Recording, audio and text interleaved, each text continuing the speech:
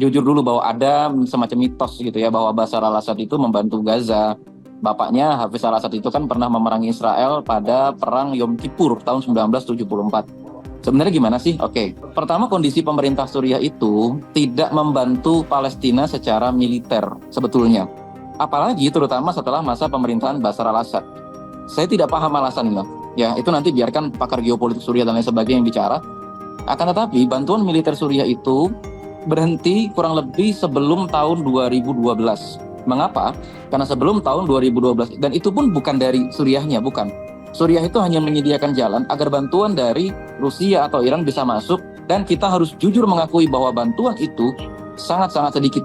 Kita bisa ngelihat dari video-video yang beredar dari tahun 2012 sampai tahun 2018. Senjata-senjata yang digunakan oleh Hizbullah, senjata yang digunakan oleh Iran, senjata yang digunakan oleh pemerintahan Bashar al-Assad untuk membantai rakyatnya sendiri, sangat besar, sangat mengerikan, dan sangat canggih. Tapi tidak ada senjata-senjata itu yang masuk ke dalam Gaza. Tidak ada bagian dari senjata-senjata itu yang pernah masuk ke tepi barat. Yang ada Ahlussunnah yang dibunuh. Nah, Hamas mengetahui hal itu. Maka sejak awal revolusi, karena juga didasari dengan perasaan satu akidah dengan sahabat-sahabat yang sedang berjuang memerdekakan diri dari Assad, karena juga Hamas mengetahui bahwa Assad adalah pemerintah yang zalim kepada rakyatnya, Hamas mendukung. Nah, dukungan Hamas itu diwakili dengan Khalid Mish'al yang berkali-kali itu sowan kepada para pejuang dan seterusnya, dan bahkan sampai mengibarkan bendera pejuang. Efeknya apa? Ini yang tidak disukai oleh para pendukung Assad. Tahun 2012, Hamas kantornya diusir dari Damaskus.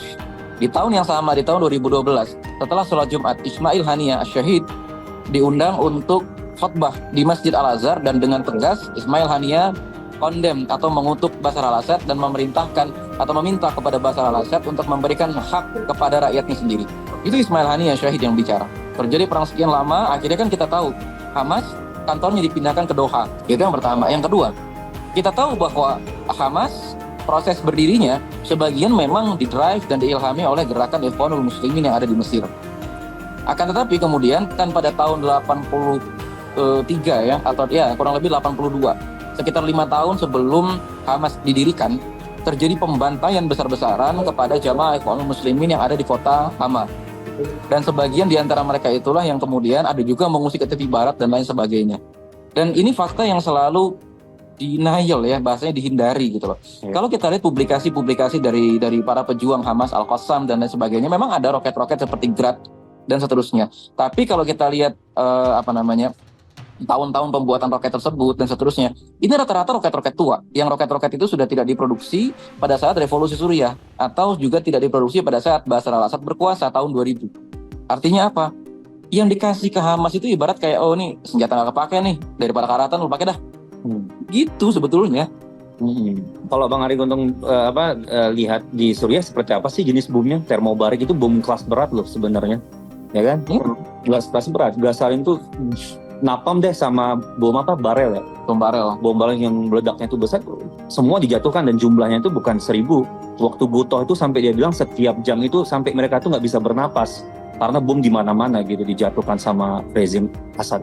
Jadi sebenarnya kalau dengan senjata yang sama kemudian dipakai untuk perang lawan Israel, pasti akan seimbang lah jatuhnya, hampir seimbang lah ya kan, dengan artileri yang seberat itu sebenarnya bisa gitu. Kalau memang ada niatan untuk berperang dengan Israel kan gitu ya. Iya, kalau ada niatan minimal ke Hizbullah lah ya kan.